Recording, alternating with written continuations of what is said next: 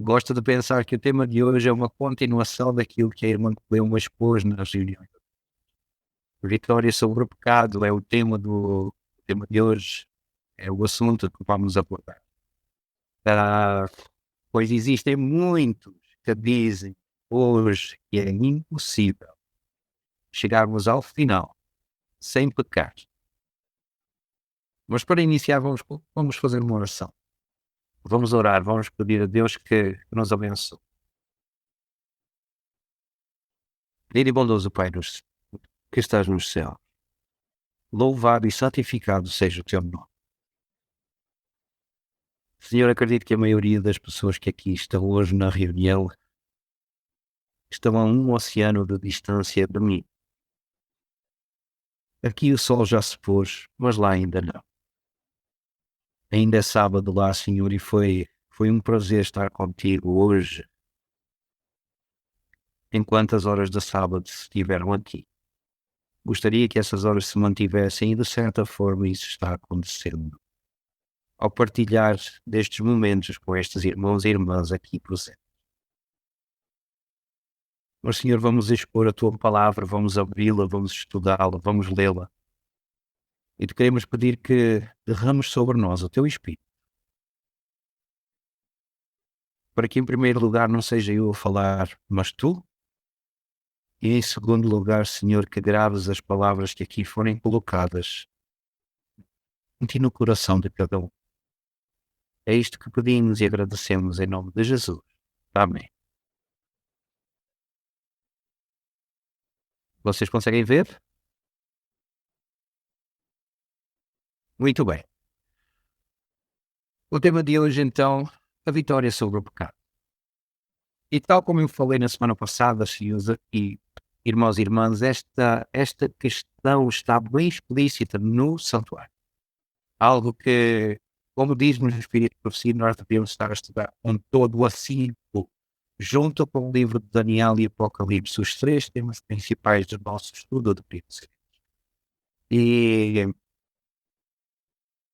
há muito hoje que é dito em relação a esta questão e normalmente quando falamos sobre o vencer nos é colocado apenas a oração e o estudo como parte dessa vitória. Quando nós vamos ver o santuário, para aqueles que conhecem o santuário, penso que é de comum conhecimento de todos, existem quatro partes do santuário. Quatro vocês vão pensar assim, porque a parte de fora do santuário também entra nesta história.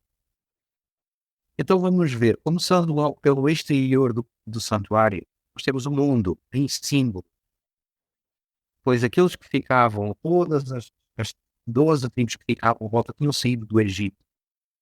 E tal como está escrito em Salmos 77, 13, diz: o teu caminho, ó Deus, está no santuário. Nós precisamos de entrar pelo santuário adentro, ver todo o percurso que está explícito não, implícito em símbolos no santuário para chegarmos até à presença de Deus e aí ficar. É um beco sem saída. E hoje aquilo que é dito é que é impossível ir lá para dentro. Então o povo sai do mundo para dentro do pátio e volta para fora. Para dentro do pátio e volta para fora. E então é um pecar, pedir perdão, pecar, perdão. É precisamente dentro do pátio onde acontece também a justificação. Nós mesmos, por nós mesmos, não conseguiremos a salvação. Porquê a salvação e porquê estou a falar disto? Vocês vão ver mais tarde, durante o correr da apresentação, que é necessário entendermos esta parte. Nós não nos podemos salvar a nós mesmos, primeiro porque somos pecadores, recebemos isso por herança, e também escolhemos muitas vezes pecar, coisas que não faziam os nossos pais. Temos essa tendência. Segundo ponto, para o qual nós não nos conseguiríamos salvar a nós mesmos, nós não temos vida em nós mesmos. Não somos seres divinos, imortais. Logo, se morremos, morremos completamente. E estes dois pontos em conjunto levam-nos a precisar de salvar. E isto Cristo cumpriu à letra. Está representado no primeiro móvel do pátio, o altar dos holocaustos. Quando ele morre ali, ele oferece-nos a possibilidade de ir para o céu. E esta é a questão que muitos também não compreendem. Cristo salvou-nos, sim, salvou-nos. Ele ofereceu-nos a possibilidade de ir para o céu porque nós ainda não estamos no céu. Então a salvação ainda não foi terminada, digamos assim, e está representada em 3 partes. Fomos justificados, ou seja, Cristo ofereceu-nos um negócio. Cristo diz-nos assim: meu querido, minha querida, eu morri por ti, porque o salário do pecado é a morte. E não há remissão de pecados sem derramamento de sangue. Estes são textos que a Bíblia nos coloca. Desta forma, eu morri por ti, meu querido, minha querida. Aceitas tu aquilo que te peço para avançar nesta caminhada e poderes viver livre no céu? O assinar deste contrato que Cristo nos está a colocar é a pia de bronze, o segundo móvel que vem no pátio. Só há 2. É quando nos batizamos. É preciso que em símbolo a gente deponha a nossa vida, morremos para o velho homem, ou morramos para o velho homem, e renascemos, ressuscitamos nas águas batismais. E então, dessa forma, com todos os pecados que tínhamos perdoados, avancemos para o lugar santo. E é aqui que acontece a santificação. Uma e outra estão intimamente ligadas. A santificação e a justificação. Não podemos separar. É por isso é que não tem janela o lugar santo. Para que não haja ladrões que passem por cima, passem o ponto da justificação para entrar em santificação. E é aqui que nós começamos a ver aquilo que é o relacionamento com Deus. E normalmente nesse relacionamento aquilo que é apresentado é só precisamos de orar e estudar. São 2 móveis. O orar no altar do incenso e o estudar na mesa dos pés da proposição. Mas a santificação nos é apresentada de forma incompleta. Falta-nos o terceiro móvel, o altar o incenso. O altar do incenso não, perdão. O candelabro. Estava-me a faltar a palavra, o candelabro. Eu aviso já a todos que eu não estou vendo o chat. Então qualquer pergunta, qualquer comentário que é feito, eu não consigo vê-lo. E todas as perguntas e colocações que forem postas, deixem para o final. Prestem atenção porque este tema é necessário e precioso para todos. Ao chegarmos então no lugar santo e com a falta que tem sido mantida dentro do nosso meio, quanto à questão do candelabro, que se inicia o nosso tema, a vitória sobre o pecado. Temos algumas perguntinhas que precisamos fazer. Acham que Jesus já fez tudo por nós ou não? Se Jesus já fez tudo, porque é que ainda não estamos salvos, ou seja, no céu? Se Jesus já fez tudo, porque é que ainda não temos um caráter transformado? O livro Parábolas de Jesus responde: Cristo aguarda com fremente desejo a manifestação de si mesmo e sua igreja. Quando o caráter de Cristo, vejam agora, quando o caráter de Cristo se reproduzir perfeitamente em seu povo, então Cristo virá para reclamá-los como seus. Este texto responde belíssimamente a estas perguntas. Então, por que é que isto ainda não aconteceu? Bem, a nossa salvação, essa sim, foi comprada na cruz. Não há nada que possamos fazer para a nossa salvação, Cristo fez. Mas por que é que ele ainda não veio no segundo? Vejam acima. O caráter de Cristo ainda não se reproduziu em nós. Porquê? Será que falta Jesus ainda fazer alguma coisa? Será que há algo que ele ainda não fez? Terceiro volume de mensagens escolhidas diz-nos: prevalece a ideia de que Cristo fez tudo por nós e que podemos continuar transgredindo os mandamentos sem que sejamos considerados responsáveis por isso. Este é o maior engano que o inimigo já entende. Então, onde está o problema para o carácter de Cristo ainda não se ter reproduzido em nós? Estará Jesus em falta com alguma coisa? Não é isto que nós ouvimos? Ah, Jesus vai fazer, Jesus vai fazer, Jesus vai fazer. Ele vai fazer tudo? Nós não vamos fazer nada? O mesmo livro, o mesmo capítulo diz-nos: Cristo sabia que o homem não podia vencer sem a sua ajuda. Ele, o seu áudio, irmão, pedimos a todos também que mantenham os seus microfones desligados. Cristo consentiu, portanto, em depor as suas vestes reais e revestir a sua divindade com a humanidade, para que pudéssemos ser ricos. Ele veio à Terra, sofreu e sabe exatamente como compadecer-se de nós e ajudar-nos a vencer. Opa, espera aí. Ele vai vencer por nós ou vai ajudar-nos a vencer? É algo a pensar.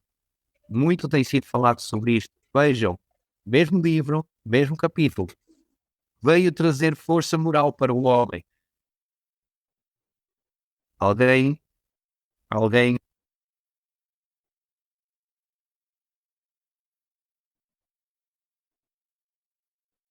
Nada,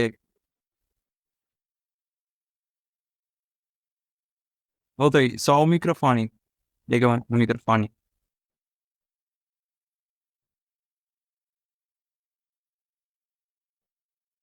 Não estou conseguindo te ouvir. O microfone ainda está mudo, o seu, Helder. Agora.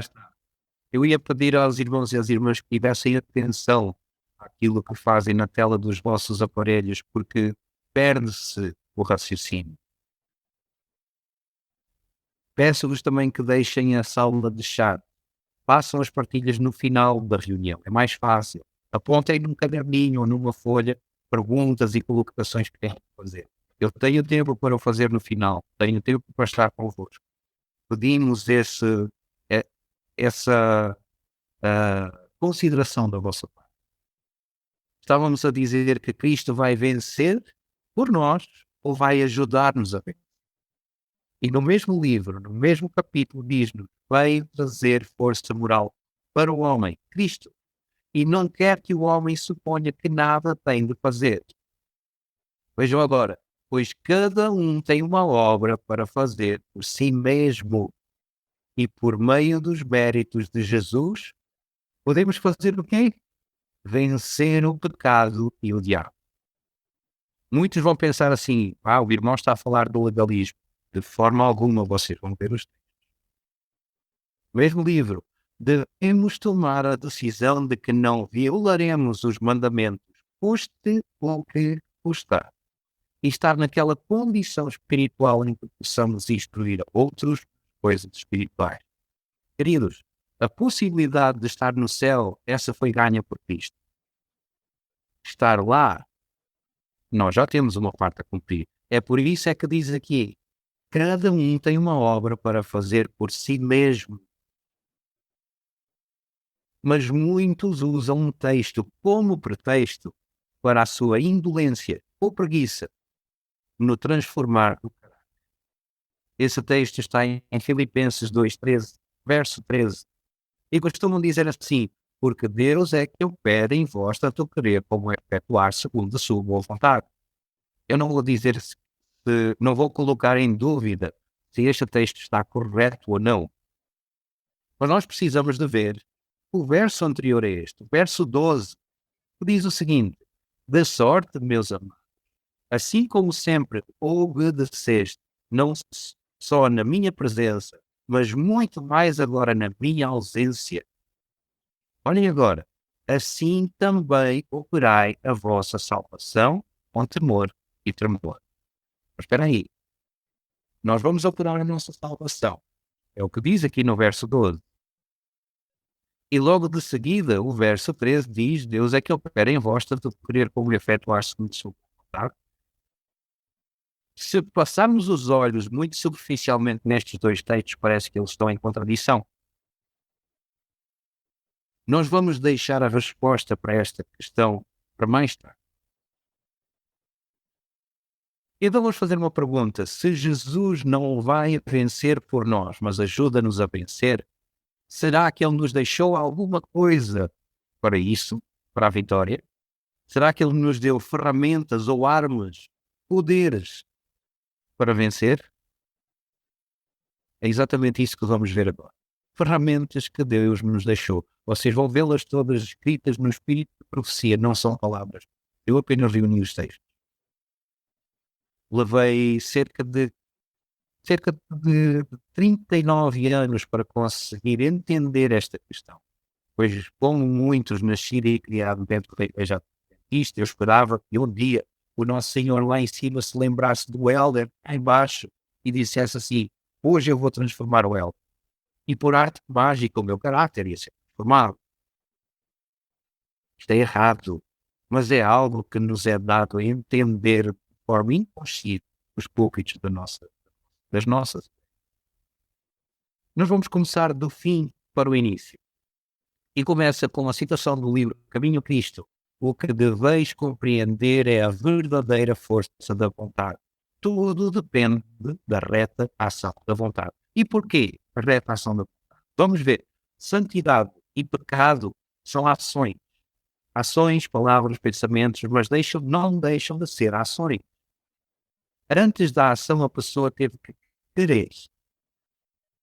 E é isto que é a força da vontade. A pessoa exerceu o seu querer, a força de vontade para agir, falar ou pensar.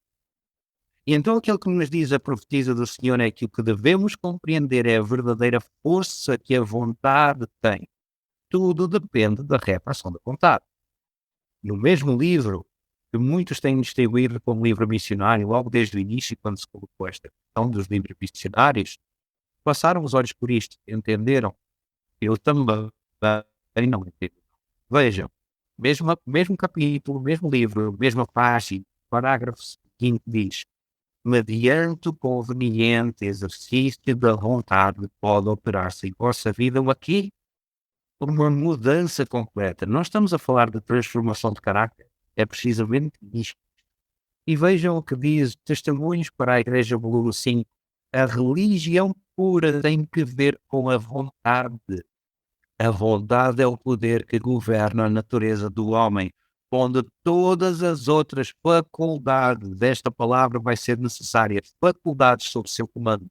A vontade não é o gosto nem a inclinação, mas o poder que decide, o qual opera nos filhos dos homens para a obediência a Deus ou para a desobediência. Também está no livro Mensagens aos Jovens, 51. Então, meus amigos, nós estamos a ver do final para o início. Se a última coisa que nós fazemos é a ação, antes nós precisamos de exercitar o querer, força da vontade. Mas para que a força sobre nós, antes disso nós precisamos de uma outra faculdade, ou um outro poder. E começa exatamente por esta palavra, poder de escolha ou de decisão. Vejam no mesmo livro, no mesmo capítulo, este é o poder que governa a natureza do homem. O poder da decisão ou de escolha. No pecar ou no ser santo. O poder de escolha deu Deus ao homem. A ele compete exerceu. Eu faço a pergunta: Cristo já fez? Está fazendo? Ou ainda vai fazer? Eu deixei a pergunta aqui também. Vamos ver então do final para o início. A ação precisa da força de vontade, mas a força de vontade precisa de uma decisão, uma escolha. Mas para que haja uma escolha, nós precisamos de, pelo menos, duas possibilidades: o bem e o mal. Deuteronômio capítulo 30, verso 19 diz: os céus e a terra tomo hoje por testemunhos contra vós de que te tenho proposto vida e a morte, bem, possibilidades, a bênção e a maldição. Escolhe, pois, a vida para que vivas tu e a tua descendência. E isto, meus amigos, é um poder que Deus já nos deu, poder moral. O que é o poder moral? Pelas minhas palavras, eu coloquei a capacidade de distinguir entre o certo e o errado, o bem e o mal. Na Wikipédia também nos diz que significado da moral é a diferenciação de intenções, decisões e ações entre aquelas que são distinguidas como aquelas que são próprias e as que são impróprias. Livre caminho a Cristo. Mais uma vez, muitos perguntam, é o que significa esta palavra, como devo eu fazer a entrega do próprio eu a Deus? Desejai entregar-vos a Ele, mas sois faltos de poder moral, escravos da dúvida e dirigidos pelos hábitos, e eu acrescentei, errados da vossa vida de pecado. Desejado de todas as nações fala sobre João Batista, a infância, juventude e varonilidade de João Batista caracterizam-se pela firmeza e poder moral. Patriarcas e profetas diz-nos, a fim de receber o auxílio de Deus, o homem deve compenetrar-se da sua fraqueza e deficiência. Texto bíblico para isto, examine-se o homem a si mesmo. Vocês conhecem. O homem deve aplicar o seu próprio espírito na grande mudança a ser operada em si. Deve despertar para a oração e esforços fervorosos e perseverantes. Maus hábitos e costumes devem ser repelidos. E é apenas pelo esforço decidido no sentido de corrigir tais erros e conformar-nos aos princípios retos, prestem atenção a esta palavra, princípios. A conformação com esses princípios retos leva-nos ao ganhar a vitória. Muitos jamais atingem a posição que poderiam ocupar porque esperam que Deus faça por eles aquilo que Ele lhes deu poder para fazerem por si mesmos. Ele já deu.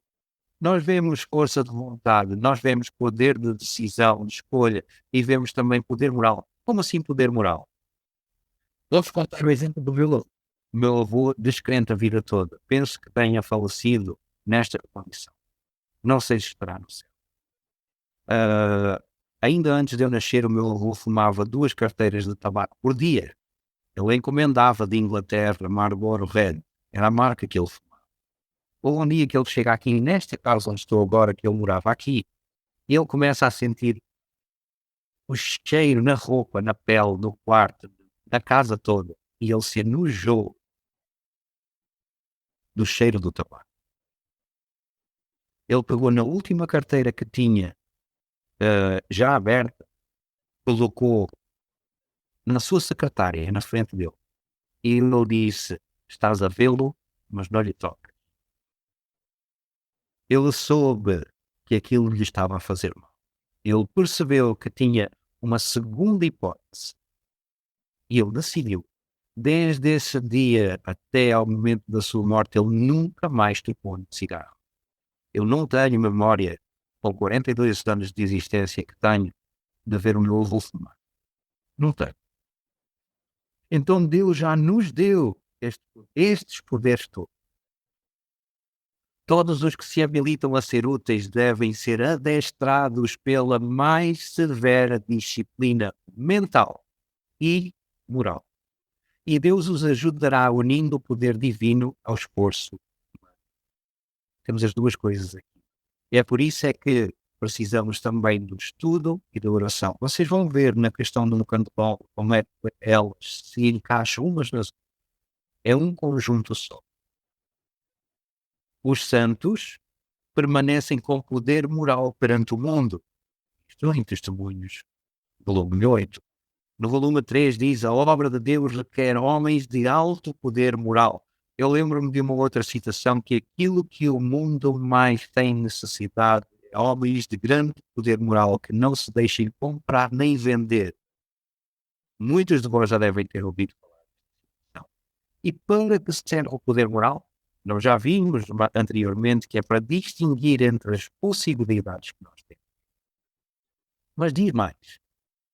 Meditações matinais para conhecê-lo, e agora vão ser algumas citações de meditações matinais. A mente e o coração roubados do poder moral necessário para a luta contra faltas e erros, hábitos e práticas.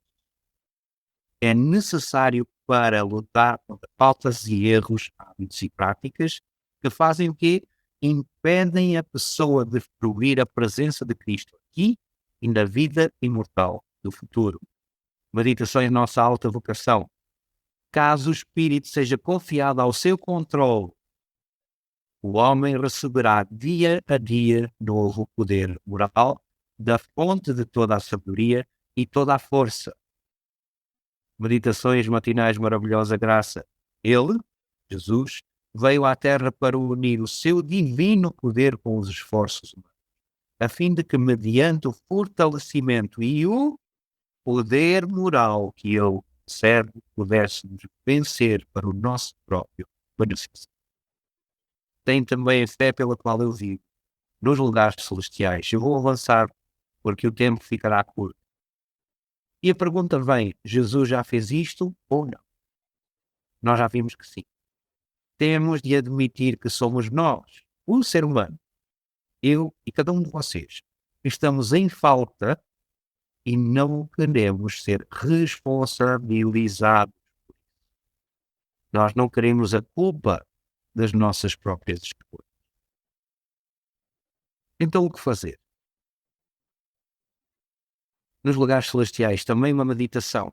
Resolvei alcançar uma norma alta e santa. Colocai alto o vosso alto. Agi. Ação.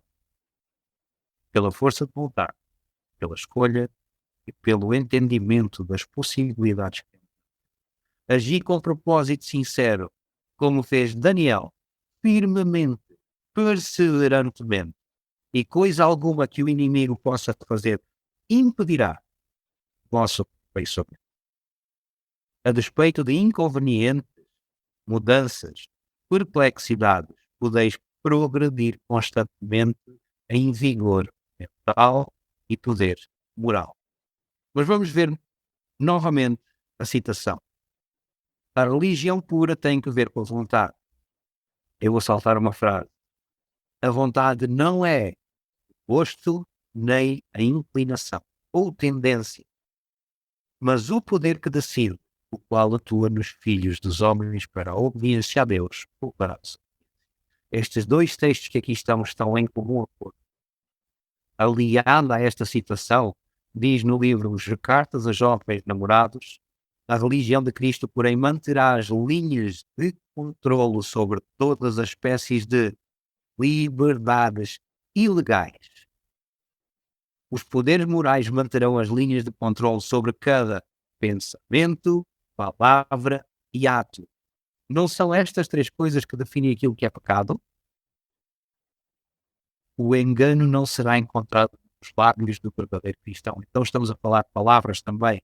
Não condescenderá com nenhum pensamento impuro, palavra alguma pronunciada que se aproxime da sensualidade, nenhum ato que tenha a menor aparência do mal.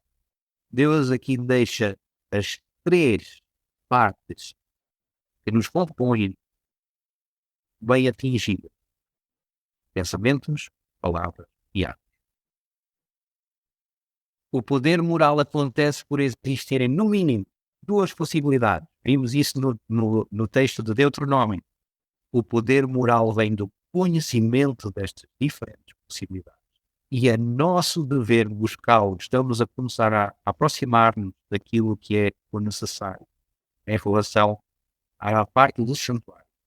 Livramento, caráter e personalidade diz-nos: ninguém precisa ser ignorante, a menos que o prefira. Estas palavras são duras. Não são minhas, eu sou apenas um mensageiro. O conhecimento deve ser adquirido constantemente. É alimento para a mente. Nós que aguardamos a vinda de Cristo devemos ter a resolução de não viver esta vida constantemente do lado da derrota, nessa questão, mas na compreensão das realizações espirituais. Ser homem de Deus, do lado da vida. Mesmo livro, capítulo 18, precisamos cuidar de quanto podemos restituir a Deus.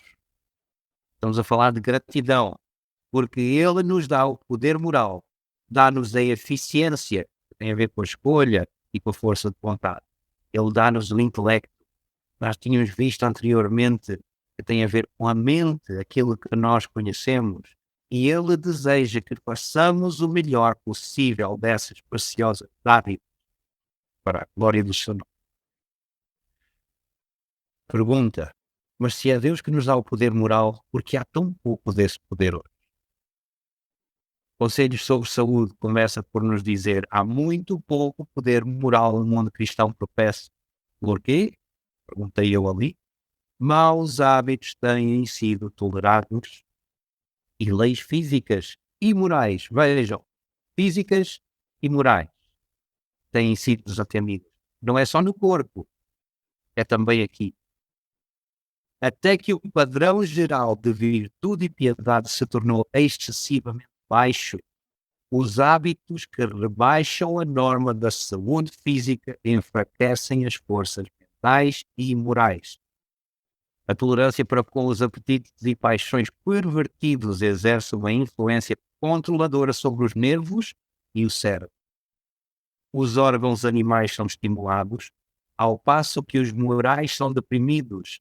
Esta frase é importante e eu recomendo a todos que vejam uma das palestras que foi feita num congresso do IAG pela doutora Andrea Amaral. E ela coloca perfeitamente bem esta questão sobre as faculdades superiores e as faculdades inferiores.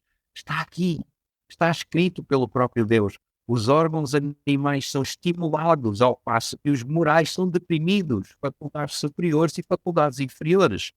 E é porquê? Por causa do que comemos, por causa daquilo que nos serve de alimento. Desta forma, estamos a falar da nossa saúde. Mas há mais. É impossível ao intemperante ser um cristão, pois as suas faculdades mais altas, não era disso que estávamos a falar agora, são trazidas em cativeiro pelas paixões.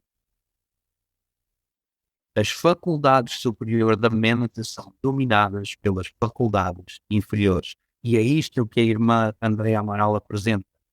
As faculdades superiores, que são a consciência, a razão e o juízo, são dominadas pelas faculdades inferiores, que são os apetites e as paixões. Vamos ver alguns motivos a mais para esta falta de poder moral. A intemperança destorna a razão, acabamos de ver. Outro motivo: os que se tornam colaboradores de Deus aumentarão em poder moral e espiritual. Opa! Os que se tornam colaboradores de Deus. Mas, ao passo que os que devotam seu tempo e energia ao serviço de si próprios definharão, secarão e morrerão.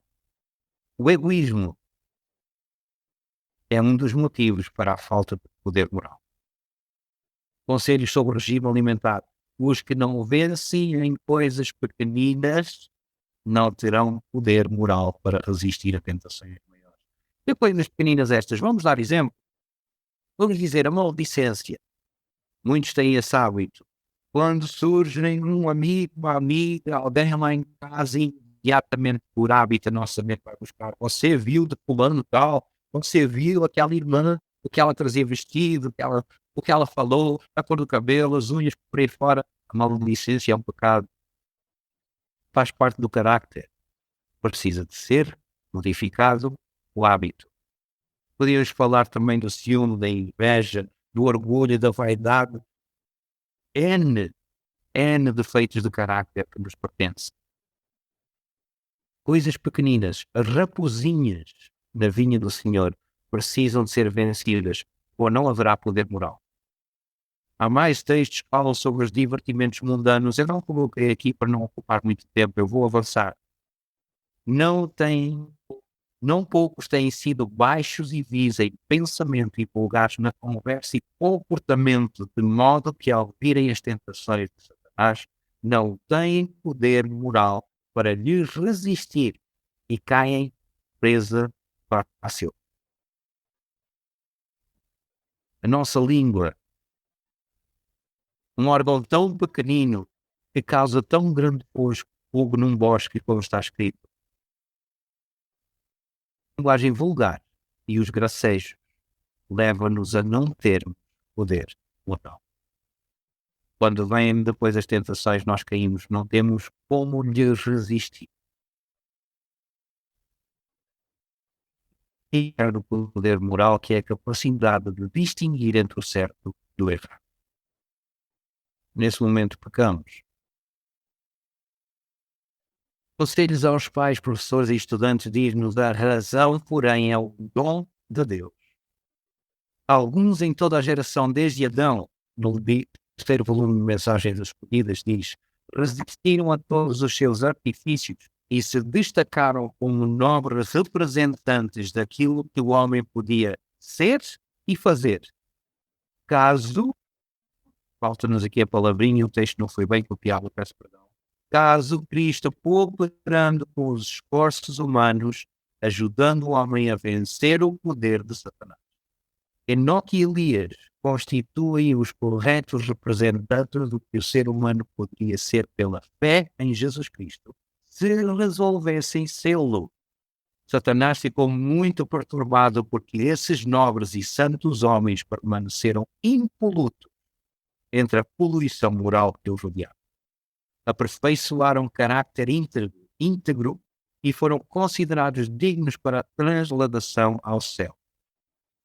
Olhem agora, visto que eles se destacaram pelo poder moral em nobre retidão, vencendo as tentações de Satanás, este Satanás não pôde colocá-los sob o domínio da morte. Enoque e Elias subiram ao céu, transladados. É esta também a situação dos 144. E o que eu sei que todos aqui presentes têm o desejo de pertencer. Satanás exultou por haver conseguido vencer a Moisés com as suas tentações, prejudicar-lhe o ilustre caráter e induziu-o ao pecado de atribuir a glória a si mesmo diante do povo que pertencia a Deus. A pergunta é: como poderemos exercer o poder moral, ou seja, capacidade de distinguir entre o certo e o errado? Eu estou a tentar colocar também a forma prática de o fazer. Como vencer? Não é só o entender os textos, é como vamos fazê-lo então? Em relação ao poder moral, nós precisamos de conhecer os dois princípios, o do bem e o do mal. E qual dos dois conhecemos desde que nascemos? Por nós mesmos só conhecemos o princípio, o mal, o pecado. Por nós mesmos não conseguiremos conhecer outro termo ou princípio, a menos que nos seja dado conhecer. E é por isso que Deus nos dá o Espírito Santo. Vejam a citação: desejar todas as nações. Tenho a certeza que todos aqui presentes já leram estas palavras. Cristo deu o seu Espírito como um poder divino para vencer toda a tendência hereditária e cultivada para o mal, e gravar seu próprio caráter em sua igreja. Então precisamos de definir que poder é este. O livre evangelismo diz-nos: sem o processo transformador que só pode advir através do divino poder, as propensões originais para o pecado permanecem no coração com toda a sua força, para forjar novas cadeias, para impor uma escravidão que nunca pode ser desfeita pela capacidade humana. Esta linha aqui era para se juntar a este outro texto também do livre evangelismo, tal como este outro. Quando a mensagem do terceiro anjo é pregada como deve ser, há poder que lhe acompanha a proclamação, e ela se torna uma influência permanente. Precisa ela ser acompanhada do poder divino, sem o que nada realizará. e o desejar de todas as sanções diz: ao pecado só se poderia resistir e vencer por meio da poderosa operação da terceira pessoa. Eu vou dizer divindade, a qual viria não com energia modificada, mas na plenitude do divino poder. Então temos duas definições aqui: divino poder e pessoa, a terceira pessoa da divindade. No entanto, estes são conceitos do Espírito de Profecia. Vocês já devem ter reparado que apenas um texto bíblico foi colocado. Mas nós iremos para lá. Precisamos que a Bíblia nos defina que poder é esse. A ideia que temos do Espírito Santo, embora correta, não é completa. E é por isso que é um pouco vago. Por isso precisamos ver o que a Bíblia tem para. Se procurarmos pela expressão Espírito Santo, vamos conseguir muito pouco. Mas podemos procurar pelo símbolo do Espírito Santo. Vocês sabem qual é? Muitos automaticamente dizem pomba. A pomba foi a forma que o Espírito Santo adotou para descer sobre Cristo. O símbolo do Espírito Santo é o azeite. Não há melhor lugar para essa pesquisa do que a parábola do santuário, como está escrito em Hebreus, no capítulo 9, nos versos 8 e 9. A alegoria do santuário. É uma parábola. Foi disso que falámos no início. Mas antes de irmos para lá, vamos ver Gálatas 5, 22 e 23. Sabemos de cor, mas o fruto do Espírito é amor, alegria, paz, longanimidade, dignidade, bondade, fé, mansidão e domínio próprio. São 9 gomos do fruto do Espírito. Neste texto encontra-se a palavra Espírito, que é definida em um contexto de traços de caráter. Vamos ver: ser amoroso, ser alegre, ser pacífico, longânimo, que é paciência, benigno, bondoso, ter fé, domínio próprio. Estamos a falar de traços de caráter neste texto. Então é um contexto que nos é apresentado aqui para a palavra Espírito. Mas será que o Espírito Santo aparece na Bíblia em diferentes contextos? Sim, vamos prová-lo. E o mesmo acontece com Jesus. Vamos ver alguns exemplos. Para Jesus nós temos o contexto de Arcanjo Miguel em guerra com Satanás, o Cordeiro como contexto de caráter manso, o leão da tribo de Judá, o estandarte, a coluna de fogo como luz do mundo, o anjo do Senhor no contexto de representante da hoste angélica, Cristo como a porta, um contexto direto ao santuário, e Filho do Homem, representante da raça humana, onde tudo continua a ser a mesma pessoa. Desta forma, não é estranho que o Espírito Santo possa aparecer na Bíblia em diferentes contextos. Eu poderia usar muitas palavras aqui que vocês poderiam não conhecer o seu significado. Já aconteceu em outras palestras o palestrante estar na reunião e usar uma palavra que não é conhecida e imediatamente fui, agarrei na palavra e o significado dela do dicionário e coloquei no chat do grupo para que todos tivessem noção do que era. E é aquilo que nós precisamos de usar neste momento também, quanto a esta questão. Para entendermos os contextos e os significados bíblicos, nós precisamos de um dicionário bíblico ou uma concordância bíblica. E ela é específica e também se encontra na aplicação usada para os livros da irmã White. Esse dicionário é o dicionário Strong e nos apresenta a palavra Espírito em diferentes contextos. Vejamos o resumo de alguns. O primeiro contexto é a terceira pessoa do divino trio. Isto foi retirado do inglês e traduzido. Eu posso vos passar mais tarde depois o link do dicionário Strong que uso no Google. O Espírito Santo, coigual, o Eterno com o Pai e o Filho, às vezes referido de uma forma que enfatiza a sua personalidade e caráter. Próximo ponto, ou seja, a linha B, o Espírito Santo, às vezes referido de uma forma que enfatiza a sua obra e poder, nunca referido como uma força despersonalizada. Nós vemos aqui vários exemplos da sua personalidade e caráter.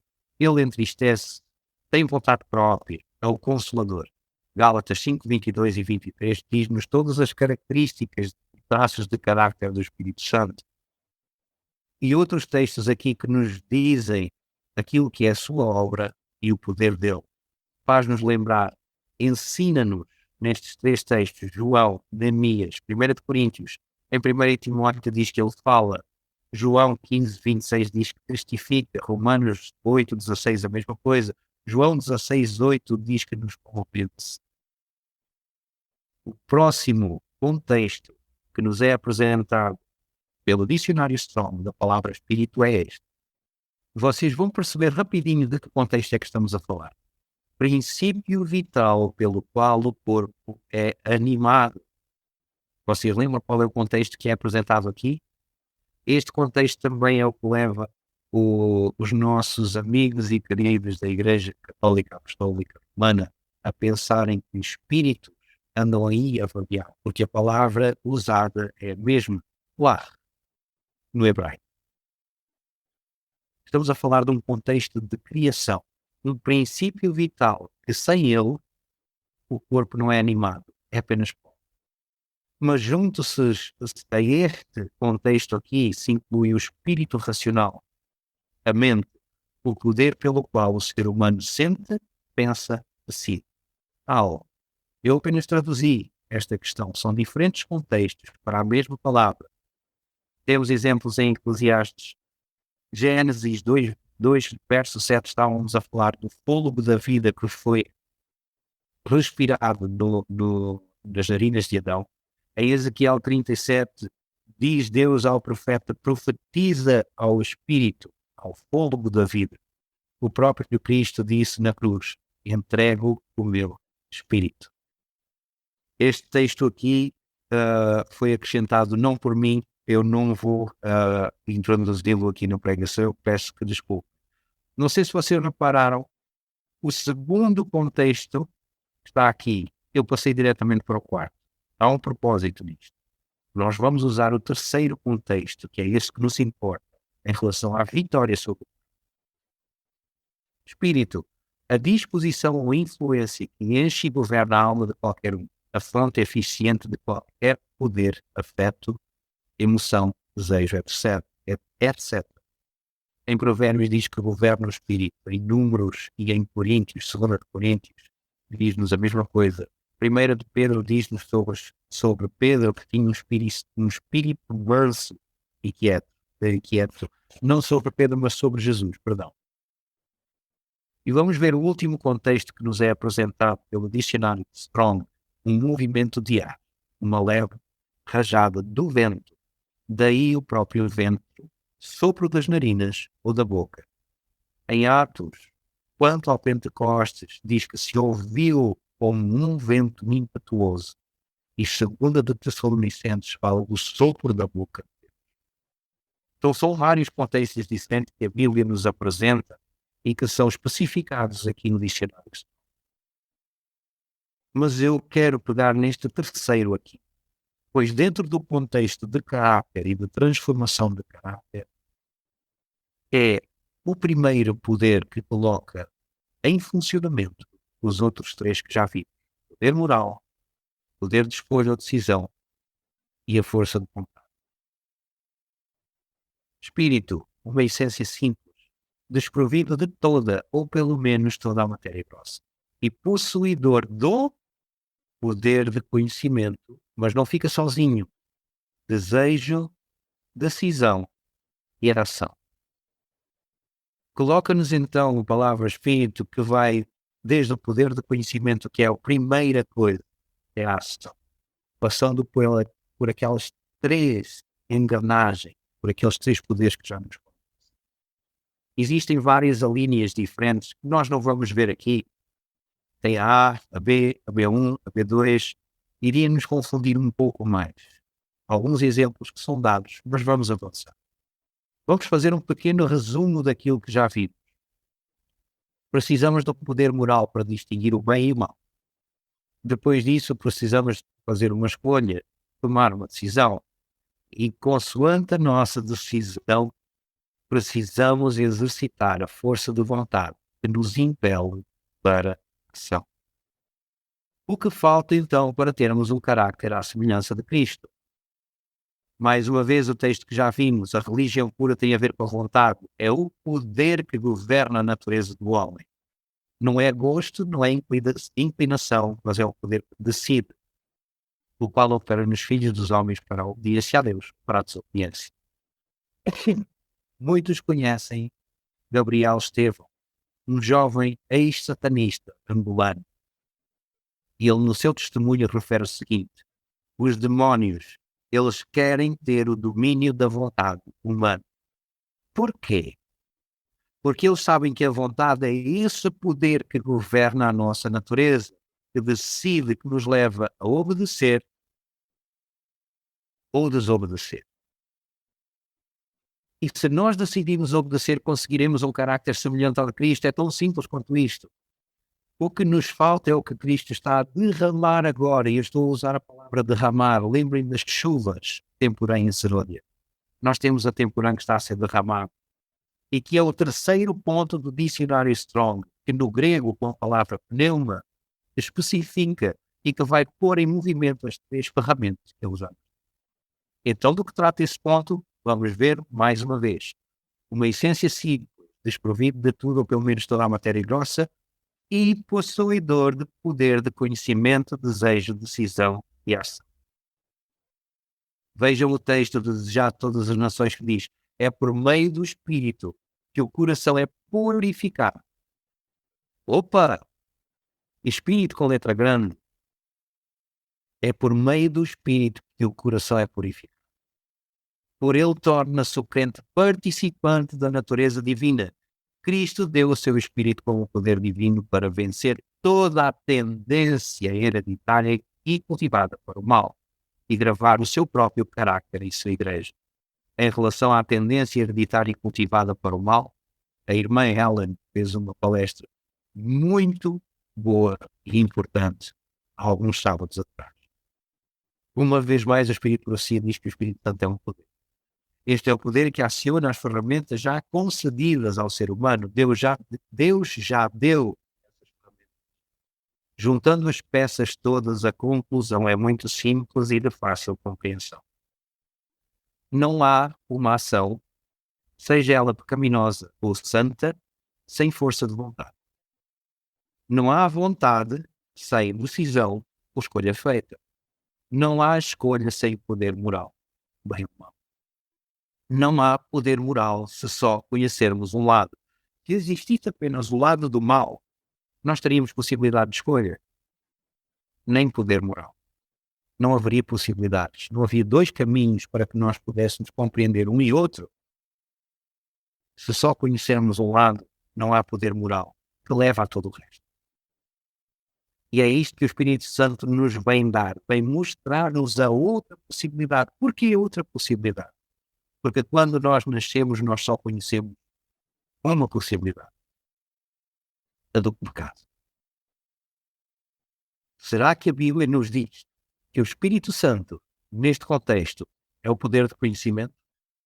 Será que a Bíblia prova o mesmo conceito? É exatamente agora, neste momento, que nós vamos para o santuário. Vamos ver um contexto que deixamos para trás. O do santuário. Este contexto é-nos descrito com detalhes e em símbolos na quinta visão de Zacarias, no capítulo 4, dos versos 1 a 5 e dos versos 11 ao 14. Vamos ler. E o anjo que falava comigo voltou e despertou-me como a um homem que é despertado do seu sono. E disse-me: que vês? E eu disse: olho, e eis que vejo um castiçal todo de ouro, um candelabro, e um vaso de azeite no seu topo, no símbolo, com as suas 7 lâmpadas e 7 canudos, um para cada uma das lâmpadas que estão no sul. E por cima dele 2 oliveiras, uma à direita do vaso de azeite e outra à sua esquerda. Mais um símbolo, 2 oliveiras. Não vou referir todos os outros símbolos que estão aqui. Estes são os que nos importam agora. E Zacarias responde, dizendo ao anjo que falava: Senhor meu, que é isto? Então respondeu o anjo que falava comigo, dizendo-me: Não sabes tu o que é isto? E eu disse: Não, senhor meu. Respondi mais, dizendo-lhe: Que são as duas oliveiras à direita e à esquerda do castiçal? E respondendo-lhe outra vez disse: Que são aqueles dois ramos de oliveiras que estão junto aos dois tubos de ouro e que vertem de si azeite dourado. E ele me falou dizendo: Não sabes tu o que é isto? E eu disse: Não, senhor meu. O anjo termina dizendo: Estes são os dois ungidos que estão diante do Senhor de toda a terra. Caso vocês não tenham construído ou conseguido construir uma imagem mental, foi esta a visão. Ela não está completamente correta. Eram dois tubos de ouro que desciam aqui e levavam o azeite, produto da azeitona, que é fruto das oliveiras, para dentro deste vaso de barro que alimentava o campão. Está aqui o link de onde é retirada a imagem. Como falei, a imagem não está fiel. Tudo isto foi colocado por símbolos e as escrituras precisam dar a sua interpretação. Não vou ser eu. Vai ser a própria Bíblia e o Espírito de Profecia. O que são as oliveiras? Tínhamos visto esse símbolo. O grande conflito diz relativamente às duas testemunhas, declara mais o profeta. Estas são as duas oliveiras e os dois castiçais, como vimos, vamos avançar. É referido também a ela no livro do Apocalipse, a esse símbolo. As duas testemunhas representam as escrituras do Antigo e Novo Testamento. Ambos são importantes testemunhas quanto à origem e perpetuidade da lei de Deus. Ambos são também testemunhas do plano da salvação. Estamos a falar do santuário. É lá que está descrito o plano da salvação. Para isso é necessário o conhecimento das duas testemunhas, as duas oliveiras, o Velho e o Novo Testamento. Será que há mais textos que dizem o mesmo? Claro, em parábolas de Jesus diz: das duas oliveiras, o dourado óleo, o azeite, era vazado pelos tubos de ouro nas taças do castiçal. E daí nas lâmpadas de ouro que iluminavam o santuário. Assim, dos santos que estão na presença de Deus, seu Espírito é comunicado aos que são consagrados para o seu serviço. A missão dos dois ungidos é comunicar ao povo de Deus aquela graça celestial que somente pode fazer de sua palavra uma lâmpada para os pés e uma luz para o caminho. Vamos fazer um pequeno resumo. As oliveiras são o Velho e o Novo Testamento. Ou seja, os dois juntos, a Bíblia completa. O que escorre das oliveiras, vamos pegar nos símbolos, é o azeite. Logo, vamos fazer uma associação de ideias aqui. Se as oliveiras correspondem à Bíblia, o que é que escorre da Bíblia? Conhecimento de Deus e de Cristo, seu Filho. Vamos provar isso nas Escrituras? Vamos. Atos dos Apóstolos, capítulo 45. O conhecimento de Deus como revelado em Cristo é o conhecimento que precisam ter todos os salvos. Olhem agora, é o conhecimento que opera a transformação do caráter. Recebido na vida, criará de novo a alma à imagem de Cristo. É o conhecimento além do qual tudo é vaidade e novidade, e o qual Deus convida os seus filhos a receber. O que é que Deus nos quer dar em grande medida? O seu Espírito, em grandes chuvas.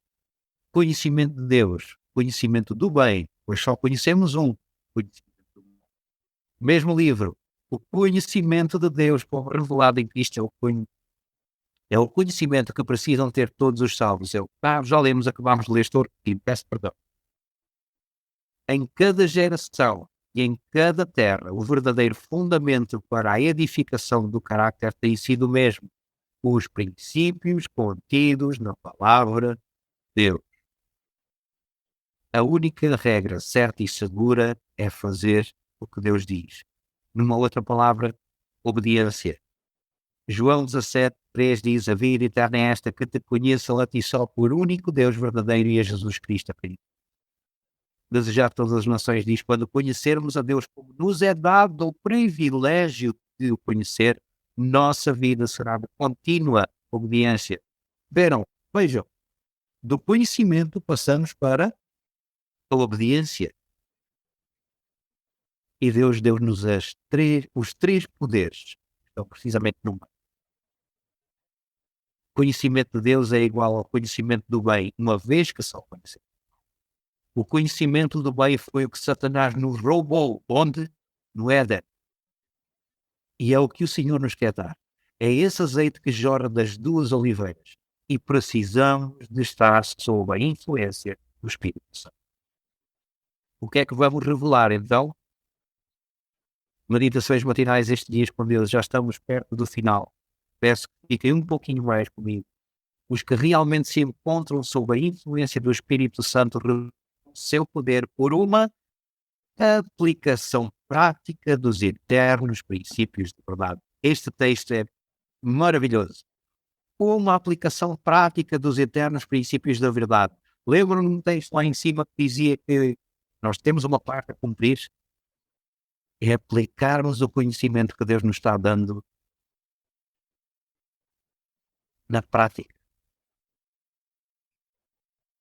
Os que realmente se encontram sob a influência do Espírito Santo revelarão que o azeite sagrado é vertido dos ramos das duas oliveiras nas recâmaras do templo da alma, a nossa mente, que é referida nas Escrituras como o nosso coração. E gravarei a minha lei nos seus corações. Lembram do texto? Suas palavras estarão imbuídas do poder do Espírito Santo para enternecer e subjugar o coração. Será manifestado que as palavras proferidas são espírito e vida. A aplicação prática, meus amigos, é diferente da teoria da verdade. Não basta só conhecer. Temos que viver.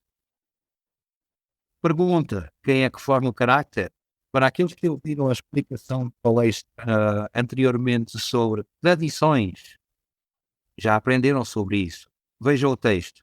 Segundo volume de Mente, Caráter e Personalidade diz-nos: Deus dá os talentos, as faculdades mentais. Vamos definir isto aqui. Os talentos, conhecimento, faculdades mentais, poder moral, poder de escolha ou decisão, força de vontade. E olha quem forma o caráter. O homem forma o caráter. A mente é o jardim do Senhor. Nós vimos mais acima que nós precisamos de alimentar este jardim. Com o quê? Conhecimento dos princípios eternos da verdade. A mente é o jardim do Senhor e o homem deve cultivá-la diligentemente a fim de formar um caráter segundo a semelhança divina. Percebemos então pela quinta visão de Zacarias, no capítulo 4, que o azeite é o conhecimento da palavra colocado em prática para a transformação do caráter. Parábolas de Jesus, capítulo 29. Sem o Espírito de Deus, de nada vale o conhecimento da palavra. A teoria da verdade, não acompanhada do Espírito Santo, não pode vivificar a mente nem santificar o coração. A união da teoria com a prática é aquilo que é chamado aquilo que está. Veremos daqui a pouquinho como é que isto funciona na explicação do Cambalão. Conseguimos então entender que neste contexto o Espírito Santo é o processo que se inicia no conhecimento dos princípios eternos da verdade e termina com a ação. Isto hoje é conhecido pelo habitar de Cristo no coração. Então, como é que Cristo habita em nós? Desejar todas as nações, mais uma vez. Poucos foram aqueles que deitaram os olhos nesta questão e eu também não deitei no início, deixei-me dizer, já ouvi várias vezes. Olhem só, é por meio da palavra que Cristo habita em seus seguidores. Não é da palavra, o Velho e Novo Testamento, que escorre o azeite? Esta é a mesma vital união representada por comer sua carne e beber seu sangue. É a prática. As palavras de Cristo são espírito e vida. Recebendo-as, recebeis a vida da videira. É engraçado que o candelabro, o pé central, tinha a forma de uma videira. Todas as outras 6 valas eram enxertos no pé central. Cristo é a videira. Mas continua dizendo que viveis de toda a palavra que sai da boca de Deus. A vida de Cristo em vós produz os mesmos frutos que nele. Vivendo em Cristo, aderindo a Ele, por Ele sustentados e dele tirando a nutrição.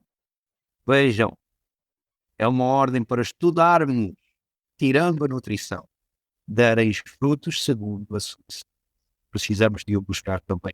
São parábolas de Jesus. Sem o Espírito de Deus, de nada vale o conhecimento da palavra.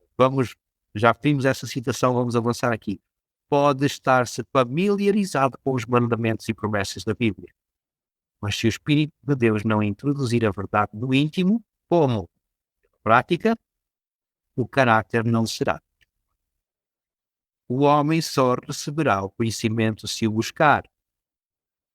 Como está escrito em Provérbios 2, de 3 a 6, se clamares por conhecimento e por inteligência alçares a tua voz, se como a prata a buscares e como a tesouros escondidos a procurares, então entenderás o temor do Senhor e acharás o conhecimento de Deus. Porque o Senhor dá a sabedoria, da sua boca é que vem o conhecimento e o entendimento. Há muitos textos que nós podemos aplicar a questão de temores. Temor igual a obediência. Nós vemos que por Abraão ter sido temente a Deus, ele obedeceu. Creu e obedeceu. Por isso eu digo, temor igual a obediência. O homem só receberá o conhecimento se o buscar. Para quê? Para usar esse conhecimento, revelando o seu poder por uma aplicação prática daquilo que aprendeu. Estou a citar assim. Meditação matinal este dia com Deus. Os que realmente se encontram sob a influência do Espírito Santo revelarão seu poder por uma aplicação prática dos eternos princípios da verdade. Eu precisava repetir este texto. Revelarão seu poder por uma aplicação prática dos eternos princípios da verdade. O Espírito de Deus não se propõe a fazer a nossa parte nem no querer, nem no efetuar. Esta é a obra do agente humano em cooperação com os agentes divinos. Logo que inclinemos nossa vontade, ou seja, o eu tem que morrer, a harmonizar-se com a vontade de Deus, a graça de Cristo se apresenta para cooperar com o agente humano. Não será, porém, substituto para fazer nosso trabalho independentemente de nossa resolução e nossa decidida ação. Portanto, não é a abundância de luz e de evidência em cima de evidência o que converterá a pessoa. É unicamente o agente humano aceitando a luz, despertando as energias da vontade, compreendendo e reconhecendo aquilo que ele sabe ser justiça e verdade, e assim cooperando. O que é esta cooperação? A prática, com os serviços celestiais designados por Deus para a salvação. Vamos ver a questão das energias da vontade, da aceitação da luz. O que é o aceitar a luz? Eu volto a dizer que o ser humano só receberá se quiser. E se o receber, só o usará se quiser. Lembram-se daquele texto mais acima que nós íamos ver cá embaixo da possível contradição entre Filipenses 2:12 e Filipenses 2:13? Estes textos estão em contradição ou não? Olhem aqui eles de novo. Como ficamos então? Como entender? Vamos começar pelo 13. Porque Deus é que opera em vós tanto o querer como o efetuar segundo a sua boa vontade. O que é que Deus nos deu como ferramenta para a vitória sobre o pecado? Vamos lá? O seu espírito, poder de conhecimento, poder moral, para compreendermos as possibilidades que temos. Eis que coloco diante de ti a vida e a morte, o bem e o mal escolhe, a bênção e a maldição escolhe, pois a vida para que vivas. Poder de decisão e de escolha, e a força de vontade. Se Deus não nos tem dado isto, nós não venceríamos. Mas foi Ele que deu. Se Ele deu, Ele opera em nós o querer e o efetuar. Mas é por isso que Paulo diz logo antes, no verso 12, assim também operai a vossa salvação com temor e tremor. Já nos foi dado, já temos esses poderes. Então de quem é a responsabilidade? É minha e é a tua. Vou fazer uma pequenina conclusão aqui, a alusão de uma forma prática do candelabro. Voltando ao santuário, já estamos mesmo no finalzinho. O azeite é derramado em cada uma das varas. Esse conhecimento passa da vara para a ponta da vara, onde ele vai ser queimado. Vocês sabem o que é que simboliza isto? Prática. Se o azeite não queima na ponta da vara, esse mesmo azeite dentro da vara vai ficar rançoso, perde-se. E mais azeite não entra, porque tem ainda azeite dentro da vara. Entope a vara. Então, quando vamos ver o lugar santo, irmãos, irmãs, não é só o estudo na mesa dos pães da proposição. Não é só a oração no altar do incenso. É também o nosso testemunho, a aplicação prática dos princípios eternos da verdade das nossas vidas. Resumindo tudo o que aprendemos, Deus já nos deu o seu Espírito, que escorre da palavra como azeite, para que através do poder moral que Ele também já deu, para distinguirmos o bem do mal, estamos a falar da árvore da ciência do bem e do mal, e podermos usar o poder de escolha ou decisão, exercendo ou exercitando, assim, a força da vontade no agir. Desta forma, mudando hábitos errados por certos, transformamos o nosso caráter, o nosso dever. A ação, o agir, é o último ponto em questão para o bem ou para o mal. Nós temos uma dica. Cristo deixou-nos uma dica. Um fator muito importante. Está em Lucas 9:23 que diz: se alguém quer vir após mim, olhem a dica. Negue-se a si mesmo. Tome cada dia a sua cruz e siga-me. Aonde nos leva à compreensão de tudo isto.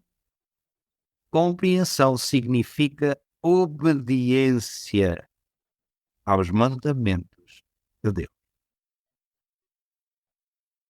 Porque a terra toda se encherá do conhecimento da glória do Senhor como as águas cobrem o mar.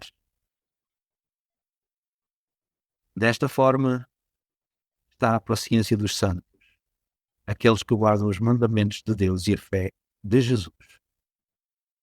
Meus queridos, que Deus vos abençoe.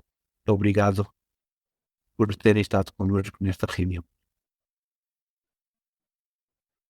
Querido e bom Pai que estás nos céus, louvado e santificado seja o teu nome. Ó Senhor, a responsabilidade sobre nós é grande. Tu já nos justificaste. E entendemos agora que o caminho da santificação, nesse caminho da santificação a tua parte já está feita. E a responsabilidade agora cabe-nos a nós. Entendemos por estes textos, por esta colocação toda, Senhor, que nós somos responsáveis por abreviar a tua vinda. E estamos em falta. Como povo estamos em falta. Como instituição estamos em falta. E o mundo depende de nós. Então eu te peço perdão por todos nós. Sim. Peço perdão pelo povo. Peço perdão pela instituição. E leva, Senhor, esta palestra a todos os cantos do mundo. Pode ser traduzida. Não. Eu vou enviar também o documento para que todos tenham acesso a ele. Para que possam partilhá-lo o máximo possível. Continua a ajudar-nos, Senhor. Continua a ajudar-nos com o derramamento da chuva temporária, para estarmos prontos para receber também a chuva serôdia. Protege-nos e guarda-nos no início desta semana que temos pela frente. Embora retornes ao teu lar no terceiro céu, Senhor, permanece connosco, guiando-nos a cada passo do caminho. Lembrando-nos de que é possível vencer o pecado e que deixaste tudo já pronto e disponível para isso. Louvamos e te adoramos por isso também. Somos gratos, Senhor, por estas ferramentas, estas armas que nos este poder que temos à disposição. Querido Pai, isto é o que te agradecemos e pedimos em nome de Jesus. Amém.